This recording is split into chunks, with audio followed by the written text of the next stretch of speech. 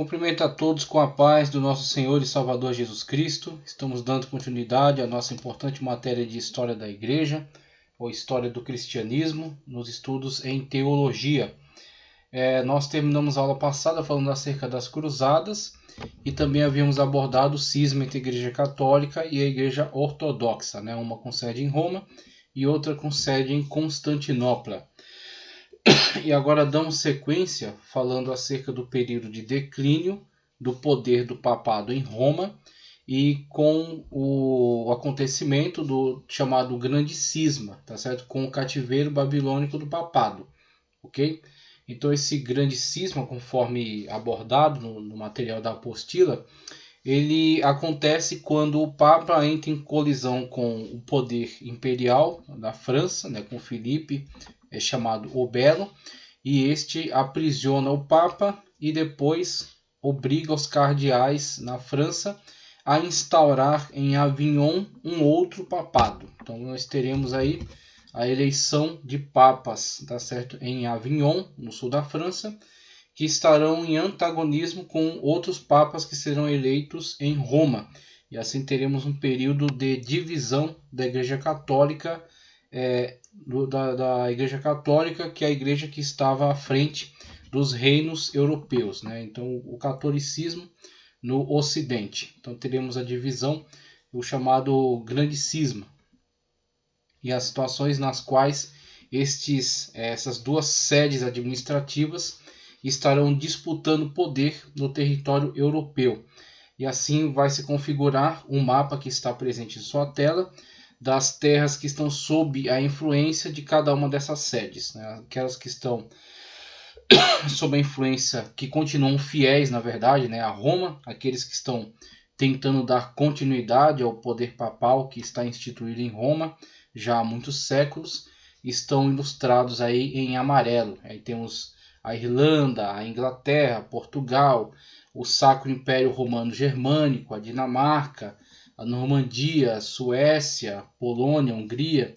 Temos todos esses grupos que estão alinhados ainda com os papas que tentam dar sucessão, continuidade ao poder que está instituído em Roma. Enquanto que os reinos de Castela, Aragão, França, Escócia, alguns estados, né, que estão aí entre o que hoje é a Alemanha e também a Polônia, então teremos uma reconfiguração de fronteiras aí.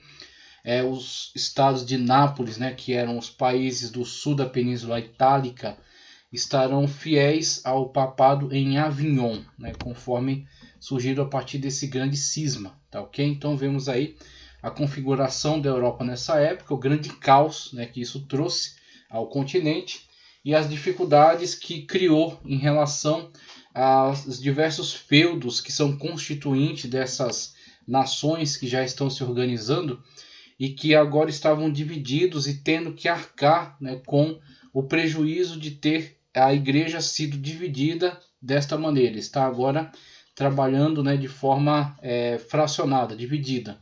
E assim traz uma sobrecarga de impostos a esses para sustentar estas cortes papais. Então a igreja não tem mais como aproveitar de todo o rendimento territorial que pouco tempo atrás usufruía com o seu poder único, né? A unificação do seu poder. Com essa divisão agora vai sobrecarregar esses que ficaram fiéis, que estão alinhados tanto a Roma, quanto aqueles que estarão alinhados com o papado em Avignon. E aí isso vai gerar diversos conflitos e vai gerar também as tentativas posteriores de unificação, até organizadas fora da igreja.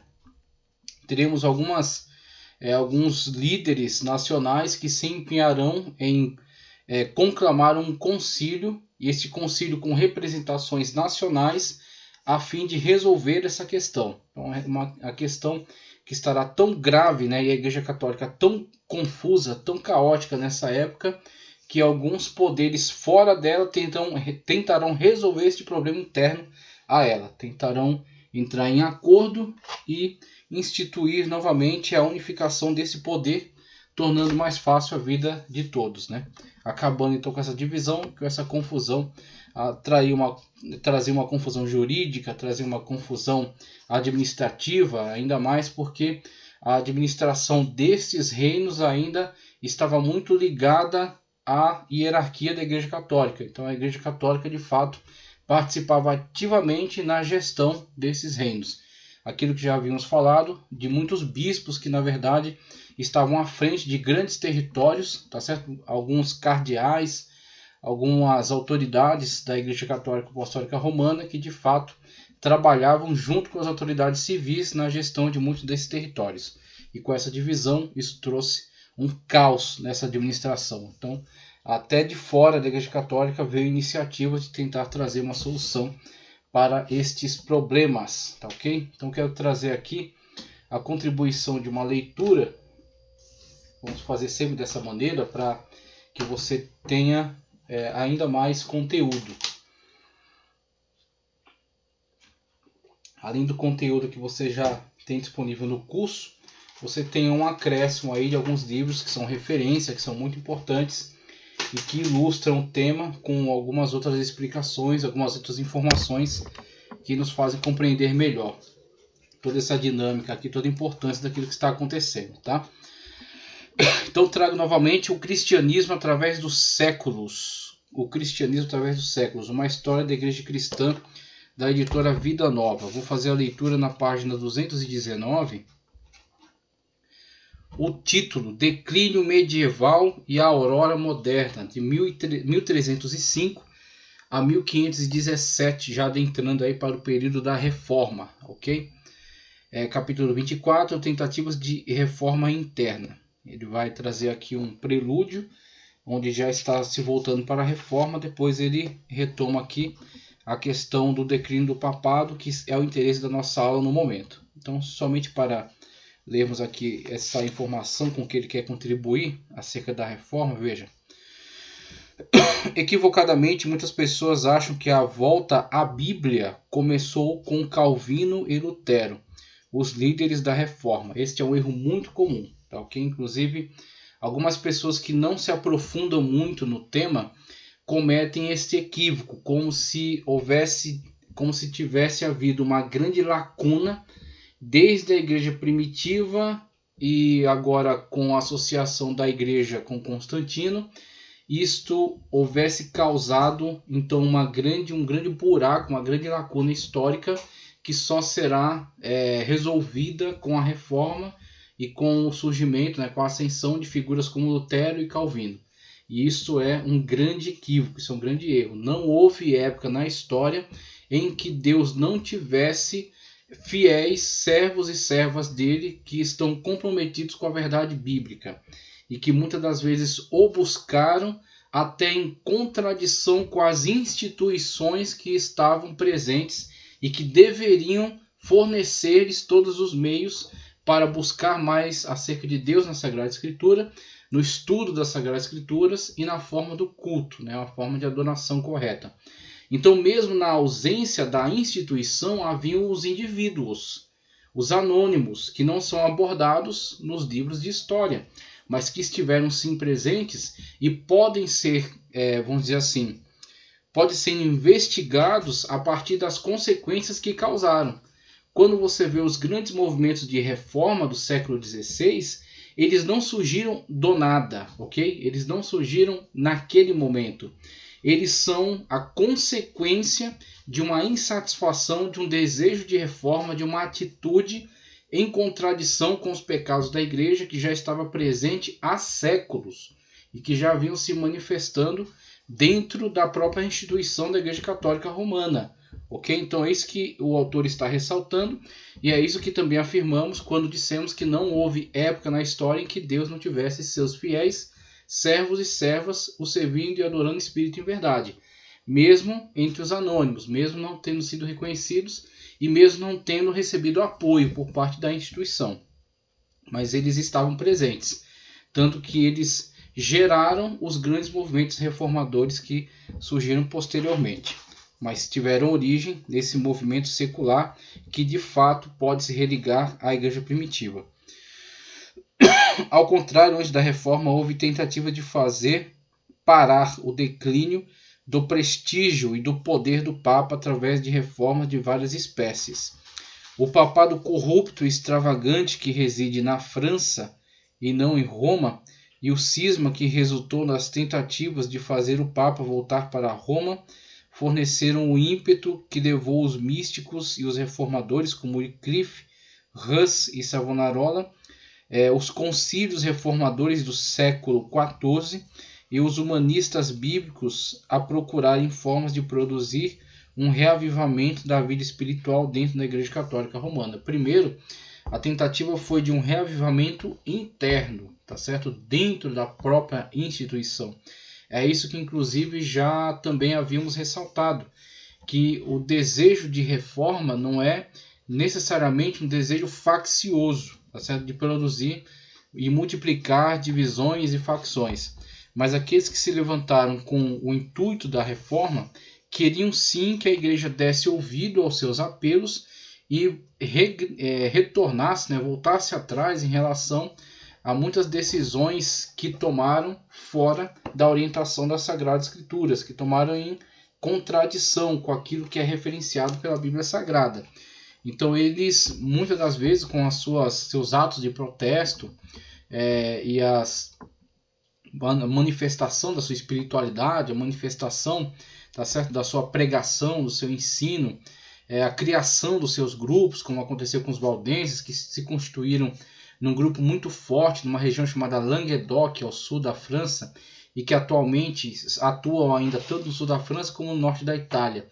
E a formação deste grupo, até em contradição com aquilo que a igreja havia determinado, então atentando contra essas proibições da igreja, era uma forma de chamá-la à responsabilidade, para que ela se realinhasse à verdade das Sagradas Escrituras, mas ela sempre resistiu, ela sempre rejeitou essa proposta e com muita arrogância, tá certo? E com muita brutalidade os perseguiu, tentando os eliminar, tentando os matar e tentando os silenciar, ok? Mas eles resistiram a isso, prosseguiram com a sua atitude, uma vez que estavam servindo a Deus em espírito e em verdade, determinados a fazer com que a palavra de Deus fosse difundida, o que já foi proibido, como vimos aqui, algumas figuras, tá certo, da liderança da Igreja Católica que proibiram a leitura da Sagrada Escritura no vernáculo. Se eu não me engano, desde Inocêncio III já está presente a proibição da leitura da Sagrada Escritura nas línguas pátrias. Então temos a instituição do latim como língua utilizada universalmente pelos clérigos e um afastamento cada vez maior em relação à verdadeira fé manifesta nos evangelhos. Então, em contradição a tudo isso, os reformadores sempre bateram na tecla de que a igreja devia retornar à base que é o evangelho, devia retornar aos primórdios, retornar à pureza da pregação do evangelho de Jesus Cristo, mas sempre foram ignorados e, mais do que ignorados, foram perseguidos, foram maltratados e agredidos, mas perseveraram na sua ação e conseguiram um bom resultado com a grande reforma protestante, que é alimentada com a atitude de todos esses pré-reformadores. É isso que nós vamos ver também ao final aqui da aula. Vamos ver os precursores da reforma. Acerca do que veio a causar esse grande cisma, tá certo? O que veio a fazer com que a Europa estivesse constituída nessa coxa de retalhos que a gente vê aí em tela. O fracasso, o papado em declínio, 1309 e 1439. O fracasso do clero.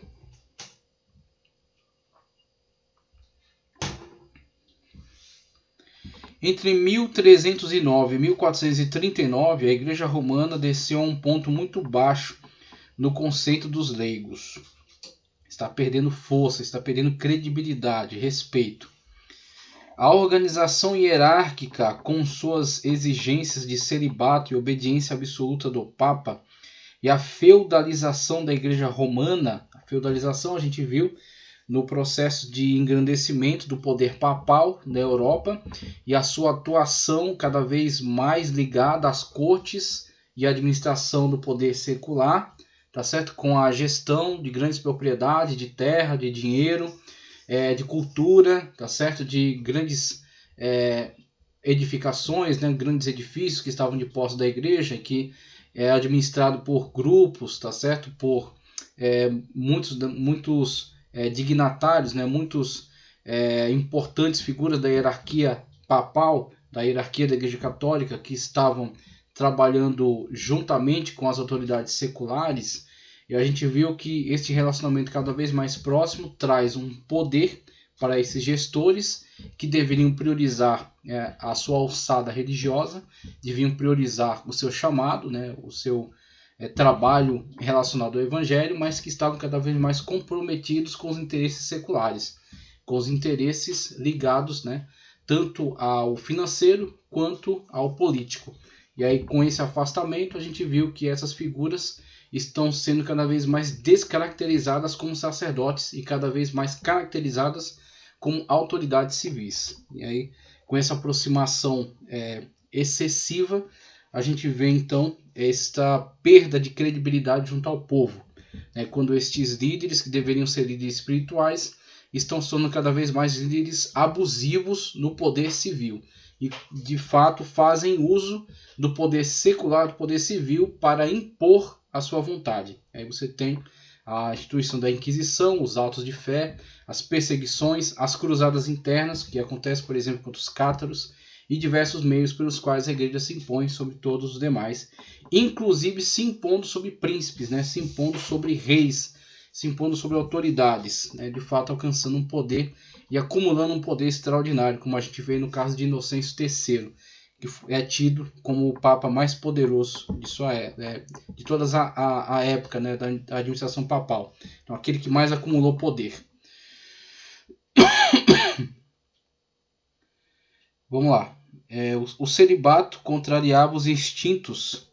O celibato contrariava os instintos naturais do homem e as afirmações bíblicas a favor do casamento. Isso tornou-se um grave problema, porque para manter essa estrutura, né, para manter essa hierarquia constituída por esses sacerdotes celibatários, que estavam cada vez mais associados junto com o poder secular, e em alguns casos eram de muita utilidade para os reis, como a gente viu no caso da questão das investiduras, que a gente já fez um breve comentário, mas vai ver melhor aqui ainda.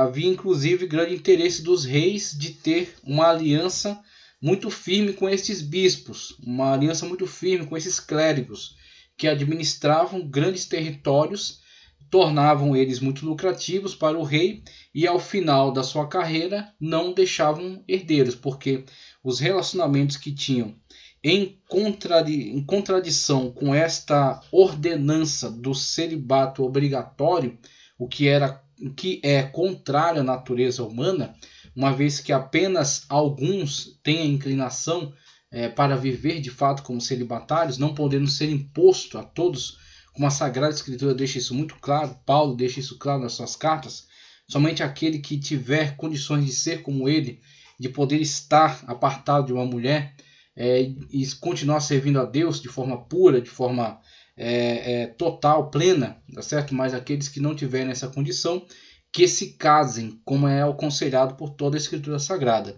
Mas uma vez que a igreja não estava mais comprometida com as Sagradas Escrituras, e sim com seus interesses políticos e econômicos particulares, eles impuseram essa questão do celibato sobre todos os sacerdotes. Então, aqueles que olhavam para este status, né, de sacerdote da Igreja Católica com uma grande oportunidade, trataram de criar um subterfúgio. Então, oficialmente, eles eram celibatários, porque não tinham contraído casamento, mas na prática eles tinham relacionamentos sexuais ilícitos. Então, tinham concubinas, se prostituíam, tinham filhos bastardos e muitas das vezes estes filhos bastardos, esses relacionamentos, tomavam grande parte da ocupação de sua vida, de seu tempo. Eles se dedicavam a resolver esses problemas pessoais e com isso prejudicavam grandemente o seu exercício sacerdotal. Isso se tornou um grave problema na Igreja Católica. Isso se tornou notório para todas as pessoas, demonstrando assim a hipocrisia que reinava dentro dessa instituição, tá, okay? Com esse falso celibato, né, no qual, na verdade, a pessoa está contraindo diversos tipos de relacionamentos ilícitos, promíscuos, e criando um problema social terrível. E aí você tem, com isso, este grave problema, né, e esta vergonha para a instituição da Igreja Católica na sua época. Muitos sacerdotes tomaram concubinas ou se perderam em caso de amor ilícito com mulheres de suas congregações. Alguns tiveram de enfrentar o problema de cuidar dos filhos nascidos dessas uniões, sem contar os casos de promiscuidade, de pedofilia, de promiscuidade dentro dos mosteiros, dos conventos. Você tem até recentemente o caso da Fundação de Brasília, quando tem a formação dos primeiros conventos de padres e de freiras, e uma vez que a Igreja Católica ainda não estava com uma gestão muito forte na região, de fato vigiando ali como estavam acontecendo as reuniões, como era levado ali o dia a dia, de fato começaram a haver casos de relacionamento sexual entre padres e freiras, porque isso é da natureza humana. Esse celibato imposto é uma aberração contra a natureza. Então, por isso, você tem a multiplicação de diversos casos de promiscuidade. As concubinas se perderam amor ilícito com mulheres de suas congregações. Alguns tiveram que enfrentar o problema de cuidar dos filhos nascidos dessas uniões e davam mais atenção a eles que às tarefas clericais. Outros, especialmente durante a Renascença, gozavam de uma vida de luxúria. Então você tem a Renascença, cada vez mais um esvaziamento do poder da igreja, uma independência por parte de muitos intelectuais, por parte de muitos comerciantes, a burguesia e até pessoas da realeza, agora vivendo uma vida à parte daquilo que era ditado pela Igreja Católica. E você tem muitos padres que nessa época de fato se abandonam esta rigidez, abandonam estas diretrizes da igreja e começam de fato a se prostituir com uma vida de luxúria, acumulando cada vez mais vergonha e perda de autoridade para a igreja na sua época.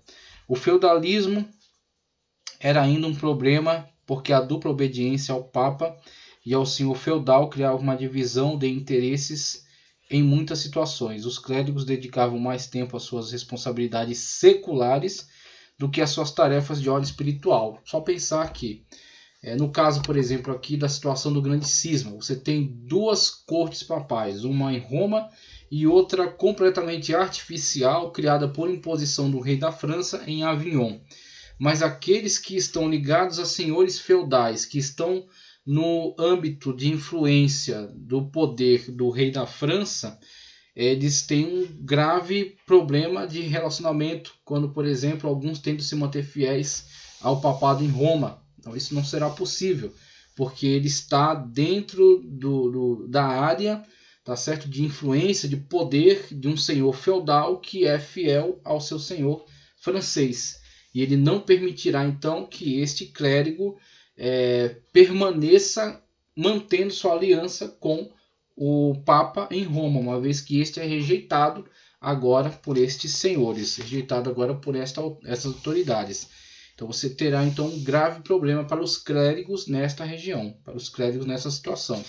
E de modo geral, tá certo, o problema da gestão desse território, das necessidades desse senhor feudal, dos seus projetos, muitas das vezes projetos de se unificar, formar uma coligação com outros e tentar avançar e tomar mais terras, trazer mais poder para a sua região, fazer saques, empreender batalhas, e com isso todo o cofre da igreja, da diocese da região, muitas das vezes era empregado para estes propósitos, para esses objetivos, por imposição, por coerção. Então você tinha muitas das vezes este clérigo tendo que lidar com essas situações bastante delicadas, e ter que de fato se preocupar com essa politicagem, e estar entre o poder hierárquico superior, que é o Papa, os seus interesses, a igreja, a gestão da igreja, o erário da igreja, enriquecer a igreja, ou atender os interesses desse senhor feudal que estava na sua região e oferecia um perigo, risco até de sua vida, risco de ser morto, de ser preso, de ser desterrado, diversas situações com as quais eles tinham que lidar no exercício. E assim as atividades clericais estavam relegadas ao terceiro, quarto, quinto plano. Vai saber lá como eles lidavam com essa situação. De fato, a questão secular era a prioridade. O cativeiro babilônico e o grande cisma. Ele vai nos trazer uma nota aqui, e após a nota dele, nós vamos partir para um estudo que eu consegui levantar aqui por meio de uma pesquisa, um material excelente que eu encontrei, e eu vou disponibilizar aqui em tela. A gente vai fazer todo o roteiro desse material, tá ok? A autora, uma professora, estará descrita aí, né, com o local, o endereço, tá ok? De onde eu retirei esse estudo, e aquele que quiser pode ir direto à fonte, também analisar outros materiais dessa professora. E ao final daremos o crédito aí. E vamos seguir então esse roteiro conforme foi montado, né? Um roteiro muito interessante que nos conduz ao longo desse período, os papas que estiverem envolvidos, os eventos, e a gente vai entender de forma muito clara de como se desenrolou todo esse grande cisma, esse cativeiro do papado, e as situações subsequentes com os primeiros reformadores, né? Vamos lá, vamos continuar a leitura aqui para passar para esse estudo. O cativeiro babilônico e o grande cisma. O próprio papado perdeu o respeito dos leigos e de várias áreas sob seu controle. O cativeiro babilônico de 1309 a 1377, de 1309 a 1377, e o grande cisma de 1378 a 1417. Então, desde 1309 a 1417, houve esse período muito caótico, esse período muito confuso, de muita fragmentação e de muita fragilidade para o poder papal, seguido aquele poder de engrandecimento. Então, houve um engrandecimento, né, com o Papa ganhando cada vez mais confiança para se posicionar contra autoridades civis. Só que isso, em determinado momento, não logrou êxito. Algumas dessas autoridades começaram a se rebelar contra o Papa. Então, enxergar nele cada vez mais um adversário no âmbito secular, mesmo se colocando como o vigário de Cristo, né, como o grande representante de Deus na Terra. Mas, uma vez que ele era administrador dos estados papais e cada vez mais interferia nas políticas internas dos países, foi visto sim como um adversário político e foi tratado desta maneira, e assim foi combatido, e causaram então, o rei da França, né, veio a causar um grande prejuízo, né, dentro dessa grande instituição. E aí, inclusive, ela necessitará do apoio dos imperadores romanos, do Sacro Império Romano Germânico, para trazer um restabelecimento, né, para reequilibrar aí este poder do papado em Roma. Então, todo esse período aí foi um período de caos, que não deve ser confundido com o cisma de 54, conforme já esclarecemos, né? Já trouxemos aí um esclarecimento profundo também acerca do cisma de 54 entre a Igreja Católica e Ortodoxa. Foram os acontecimentos responsáveis pela perda do prestígio do Papa. O ápice do poder papal foi alcançado no pontificado de Inocêncio III, né, como já abordamos. O papado escorregou rapidamente dessa vertiginosa eminência de poder depois de Bonifácio VIII. E não é de se estranhar, né, uma vez que eles alcançaram este grande poder, esse terrível engrandecimento, os papas que se seguiram a Inocêncio III acreditavam, entendiam que este poder que haviam conquistado ia ser perene, né? Ia permanecer para sempre, e que os reis, as cortes, o povo de modo geral, iam se manter sempre submissos à autoridade espiritual por causa de todo esse mito que eles criaram, né? Por causa de toda essa áurea de poder, essa áurea, né, de soberania universal. Então eles queriam de fato que isso que perdurasse para sempre. Mas algumas pessoas começaram a se levantar contra isso, a não aceitar mais esta interferência do Papa em todos os assuntos. Então ele fala aqui, dura até Bonifácio VIII. Depois que Bonifácio VIII não conseguiu subjugar os soberanos da Inglaterra e da França, apoiados pelo nacionalismo, você tem o crescimento cada vez mais da burguesia de cada um desses países, daqueles que lidam com o comércio, o enriquecimento desses grandes comerciantes. E aí, se a gente retornar um pouco, a gente tem os movimentos cruzadistas, a gente tem a liberação das rotas marítimas, um intercâmbio cada vez mais forte com o mundo árabe, ok? As rotas depois que serão abertas até para o Extremo Oriente, né? Então, fortalecimento do poder na navegação, os reinos de Gênova e de Veneza participando grandemente disso, produtos chegando, as feiras se fortalecendo, os burgueses de cada uma dessas regiões, a aliança que estabeleceram com o poder monárquico. Então o monarca lhes dava segurança empregando seus exércitos. Então as suas arrecadações era para manter um exército fixo, e este exército dava proteção aos burgueses, e os burgueses financiavam os reis. Então, por meio deste relacionamento entre a burguesia, a monarquia, tá ok? Esse fortalecimento cada vez maior do comércio, essa interação, tá certo? Cada vez mais forte dentro do comércio, houve cada vez mais um desprezo pela autoridade papal, pela suposta